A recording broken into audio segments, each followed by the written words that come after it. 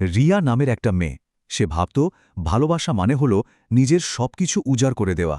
আচ্ছা, এই ভাবনাটা কি শুধু রিয়ার, নাকি আমাদেরও কখনো কখনো এমন মনে হয়? রিয়া তার বন্ধুকে বলছিল, জানিস, আমি তো আমার সবটুকু দিয়ে দিয়েছিলাম, আমার সময়, আমার বিশ্বাস, আমার ভালোবাসা, কিন্তু তারপরেও সে কেন বুঝল না? এই যে প্রশ্নটা, সে কেন বুঝল না, এটা শুধু রিয়ার একার নয়, হয়তো আমাদের অনেকেরই। সব উজাড় করে দেওয়ার পরেও অপর দিকের মানুষটা কেন বোঝে না? উত্তরটা কিন্তু খুব সহজ। আর রিয়ার বন্ধু ঠিক এটাই বলেছিল। সে বলেছিল, সমস্যাটা হলো তুই ভালোবাসা দিয়েছিস, কিন্তু নিজেকে ভালোবেসে নিজের মূল্য বুঝে দিসনি। নিজেকে বুঝে দেওয়ার মানে হলো নিজের মূল্য বোঝা, নিজের একটা গণ্ডি বা সীমানা ঠিক করা, এবং ভালোবাসার বিনিময়ে নিজেকেই হারিয়ে না ফেলা। আর নিজেকে চেনার এই যে জার্নি, আর ভালোবাসার মানুষটাকে ঠিকমতো বোঝার যে গোপন সূত্র, সেটাই যেন লুকিয়ে আছে স্টিভ হার্ভের এই বিখ্যাত বইটাতে, act like a lady, think like a man. বলতে পারেন এই বইটা হলো পুরুষের মনের জগতের একটা গোপন মানচিত্রের মতো।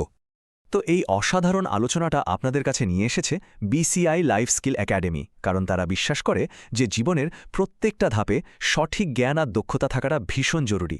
তাহলে চলুন আমরা সেই মানচিত্রের গভীরে একটু ডুব দিই। আজ আমরা বলতে পারেন 4টে চাবি দিয়ে পুরুষের মন বোঝার চেষ্টা করব। প্রথমে আমরা জানব পুরুষের মন আসলে কি চায়, তাদের চাওয়া পাওয়ার আসল রহস্যটা কি। এরপর আমরা শিখব সঠিক পুরুষকে চেনার উপায়, যাতে আর ভুল মানুষের পেছনে অকারণের সময় নষ্ট না হয়।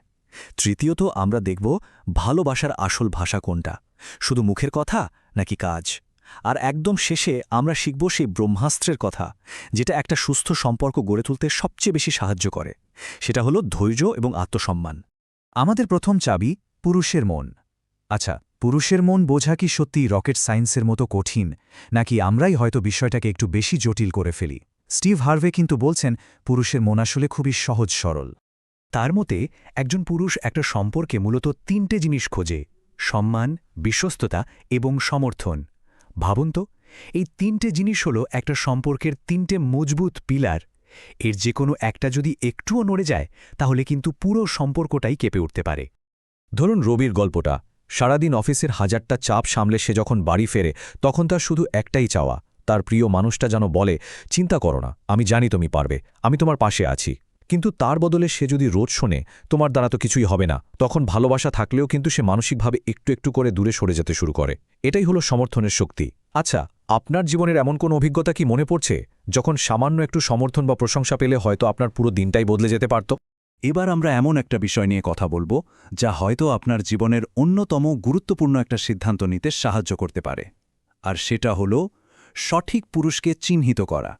স্টিভ হার্ভের মতে পুরুষদের মূলত 3টে ভাগে ভাগ করা যায়। প্রথমত, প্লেয়ার, যে শুধু সময় কাটাতে আসে। সে হয়তো আপনাকে খুব সুন্দর সুন্দর কথা বলবে, কিন্তু তার জীবনে আপনার কোনো স্থায়ী জায়গা থাকবে না। দ্বিতীয়ত, ডেটার, যে হয়তো সিরিয়াস, কিন্তু ভবিষ্যতের ব্যাপারে সে নিজেই হয়তো একটু বিভ্রান্ত। আর একদম শেষে হলো কিপার, যে মানসিকভাবে একদম প্রস্তুত এবং একটা স্থায়ী, প্রতিশ্রুতিবদ্ধ সম্পর্ক গড়তে চায়। মিতার কথাই ভাবুন না, সে 3 বছর এমন একজনের সাথে ছিল যে কোনোদিন ভবিষ্যতের কথা মুখেও আনেনি।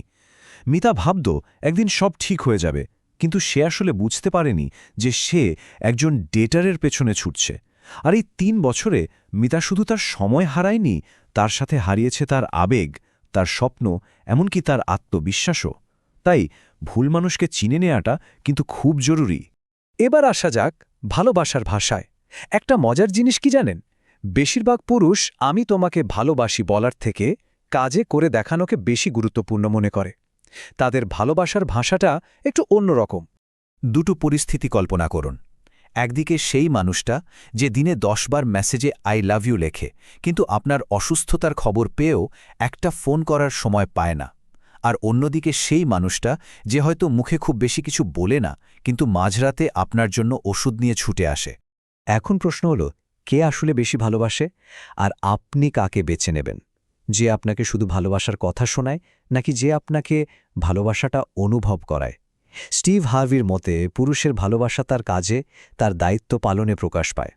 আর এখন আমরা শিখব সেই ব্রহ্মাস্ত্রের কথা, যা আপনাকে একটা সুস্থ এবং সম্মানজনক সম্পর্ক গড়ে তুলতে সাহায্য করবে। আর সেটা হলো ধৈর্য এবং আত্মসম্মান। স্টিভ হার্ভে এখানে তার বিখ্যাত 90 ডে রুলের কথা বলেছেন।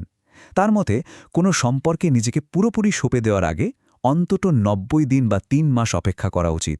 এই 90 দিনটা আসলে দেখার জন্য সে আপনার জন্য কতটা সময় বের করছে, আপনার কথা কতটা মন দিয়ে শুনছে, আর আপনার স্বপ্নগুলোকে কতটা গুরুত্ব দিচ্ছে। এটা বলতে পারেন তার আসল উদ্দেশ্য বোঝার একটা পরীক্ষা।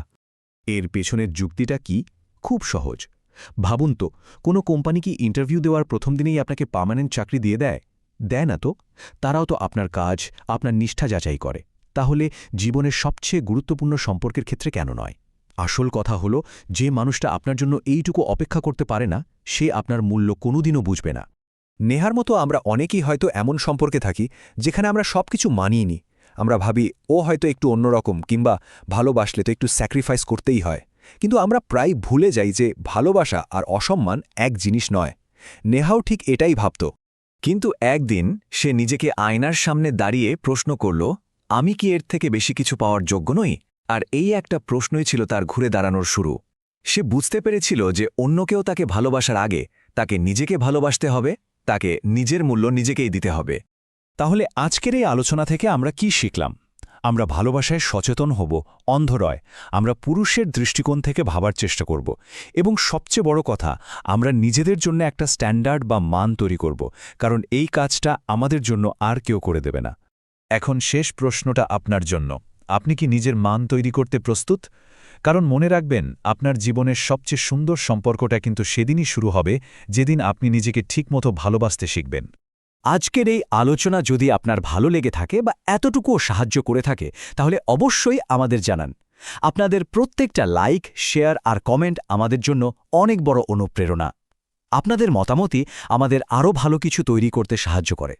আর হ্যাঁ, যদি আপনার বা আপনার পরিচিত কারোর ক্লাস 10 থেকে শুরু করে পিএইচডি পর্যন্ত কোনো রকম একাডেমিক গাইডেন্স বা অ্যাডমিশন সাপোর্টের প্রয়োজন হয়, তাহলে আমাদের অনলাইন একাডেমি আপনাদের পাশে আছে।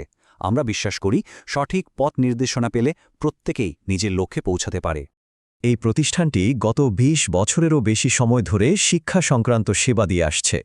আর এটা শুধু একটা প্রতিষ্ঠান নয়, এটা হাজারো মানুষের বিশ্বাসের একটা জায়গা। বিস্তারিত জানতে ডেসক্রিপশন বক্সটা দেখতে পারেন। আবার দেখা হবে নতুন কোনো আলোচনা আর নতুন কোনো জীবনের গল্প নিয়ে। ভালো থাকবেন।